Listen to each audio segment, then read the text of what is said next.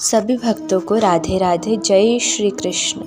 हरे राम राम राम हरे हरे, हरे कृष्ण कृष्ण कृष्ण हरे हरे।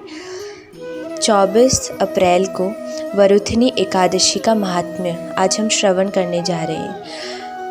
आइए सुनते हैं। युधिष्ठिर ने पूछा, वासुदेव आपको नमस्कार है। वैशाख मास के कृष्ण पक्ष में किस नाम की एकादशी होती है, उसकी महिमा बताइए। भगवान श्री कृष्ण बोले, राजन, वैशाख कृष्ण पक्ष की एकादशी वरुथिनी के नाम से प्रसिद्ध है। यह इस लोक और परलोक में सौभाग्य प्रदान करने वाली है। वरुथिनी के व्रत से ही सदा सौख्य का लाभ और पाप की हानि होती है। यह समस्त लोगों को भोग और मोक्ष प्रदान करने वाली है। वरुथिनी के ही व्रत से मान्यता है कि तथा धुंधुमार आदि अन्य अनेक राजा स्वर्गलोक को प्राप्त हुए हैं। जो 10,000 वर्षों तक तपस्या करता है, उसके समान ही फल श्री वरुधिनी के व्रत से भी मनुष्य प्राप्त कर लेता है। नृपश्रेष्ठ, घोड़े के दान से हाथी का दान श्रेष्ठ है।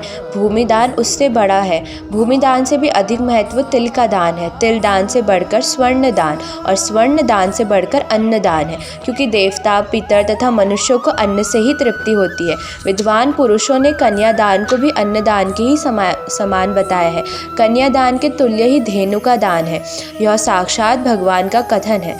ऊपर बताए हुए सब दानों में बड़ा विद्यादान है। मनुष्य वरुधिनी एकादशी का व्रत करके विद्यादान का भी फल प्राप्त कर लेता है।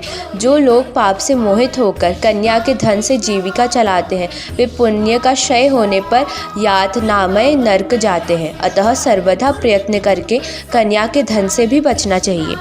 उसे अपने काम में नहीं लाना चाहिए। जो अपनी शक्ति के अनुसार आभूषणों से विभूषित करके पवित्र भाव से कन्या का दान करते हैं, उसके पुण्य की संख्या बताने में चित्रगुप्त भी असमर्थ है।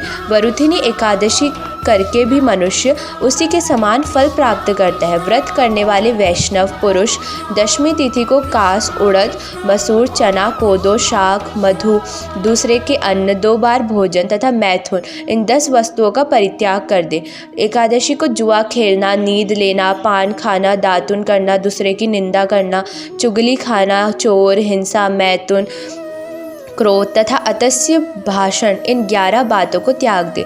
द्वादशी को कास, उरत, शराब, मधु, तेल, पतितों से वार्तालाप, व्यायाम, परदेश गमन, 2 बार भोजन, मैथुन, बैल की पीठ पर सवारी और मसूर, इन 12 वस्तुओं का त्याग करें।